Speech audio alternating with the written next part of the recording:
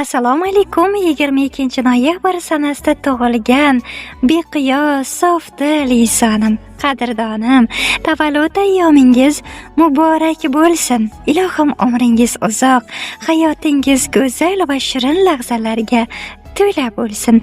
Doimo yuzingizda baxt, quvonch nashidasi nur bo'lib yog'ilsin.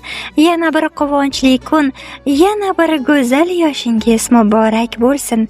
Hech kim ola olmaydigan baxtni, hech kim yeta olmaydigan omadni, hech kim buza olmaydigan xotirjamlikni tilab qolaman.